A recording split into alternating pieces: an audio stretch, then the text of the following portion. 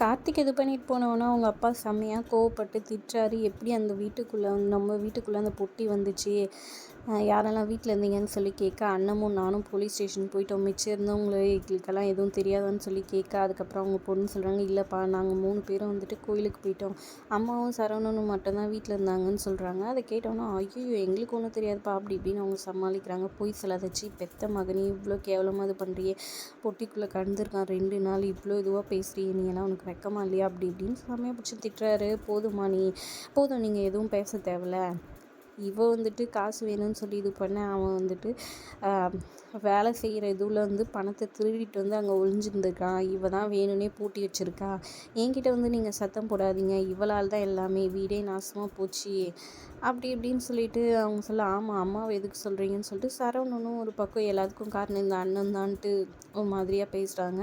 அதுக்கப்புறம் அண்ணன் எப்படியாவது கார்த்திகை காப்பாற்றி இது பண்ணணுன்ட்டு பிளான் பண்ணுறாங்க. அதனால் அந்த பொட்டியை வந்துட்டு செக் பண்ணுறாங்க. அந்த பொட்டியை செக் பண்ணும்போது பார்த்திங்கன்னா, பொட்டிக்குள்ளே ஒரு சீட் இருக்குது. அந்த சீட்டுக்குள்ளே பார்த்திங்கன்னா நம்ம ரம்யாவோட பேர், அட்ரஸ், அதாவது அவங்க எழுதி வச்சுருந்தது அது எல்லாமே அப்படி இருக்குது. அது மட்டும் இல்லாமல் பொட்டி வாங்கின கடையோட அந்த சீலு, அதாவது ரம்யாவோட வீடு எல்லாமே, வீட்டு அட்ரஸ் எல்லாமே எழுதியிருக்கு. இது ரம்யா தான் வாங்கினாங்கன்ற ப்ரூஃப் எல்லாமே அவங்கக்கிட்ட கரெக்டாக கச்சிதமாக கிடச்சிது. நேராக வந்துட்டு ரம்யா ஆஃபீஸ்க்கு போகிறாங்க. ரம்யா அவங்கள பார்த்தோன்னே, எதுக்கு நீங்கள் முதல்ல வெளியே போன்னு துரத்துறாங்க.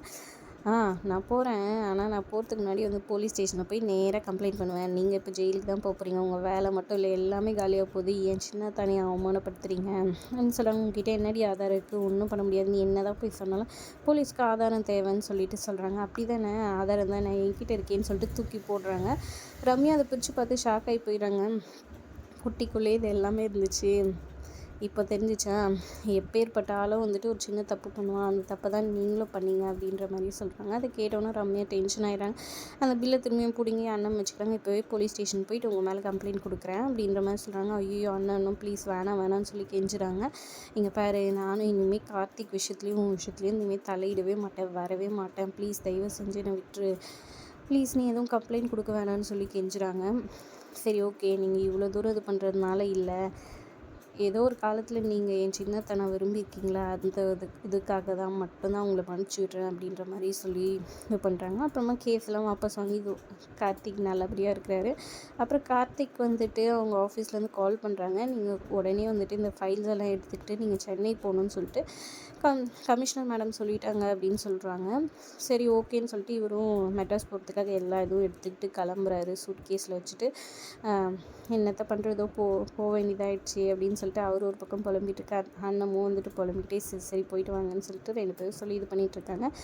அப்புறம் சாமி போயிட்டு கும்பிட்றாங்க. கும்பிட்டுட்டு அவங்க அப்பா கிட்ட சொல்கிறாங்க, இந்த மாதிரி ஐயா பொண்ணு கல்யாணத்துக்கு தான் போக முடியல, நீங்கள்லாம் போயிட்டு வாங்கப்பா அப்படின்னு சொல்கிறாங்க. ஆமாம் நாங்கள்லாம் போயிட்டு வரோம், அவர் வீட்டுக்கு அவ்வளோ தூரம் இது பண்ணி கூப்பிட்டு போனார், நீ தான் வர முடியல, என்ன பண்ணுறது, உனக்கு வேலை தான் முக்கியம், நீ வேலைக்கு போயிட்டு வா, அதுவும் முக்கியம் தானே அப்படின்ற மாதிரி சொல்லி அவங்க அப்பா அமுச்சு வைக்கிறாரு. இங்கே கார்த்திக் ஒரு பக்கம் கிளம்பிடுறாரு. அன்னத்துக்கு என்ன ட்விஸ்ட் நடக்க போகுதுன்னு பார்க்கலாம். இன்னொரு பக்கம் பார்த்திங்கன்னா மெகா சங்கமமாக வைக்கிறாங்க. இப்போ புதுசாக ஒரு ட்ரெண்டை கொண்டு வராங்க. 3 சீரியல் ஒன்றா மெகா சங்கமம் பண்ணுறாங்க. கையல், அதுக்கப்புறம் மருமகள், அந்த 3த்தையும் சேர்ந்தாப்புல ஒரு மெகா சங்கமம். என்ன மாதிரி ட்விஸ்ட் வரப்போகுதுன்றதை பார்க்கலாம். வீடியோ பிடிச்சிருந்தா லைக் பண்ணிக்கோங்க.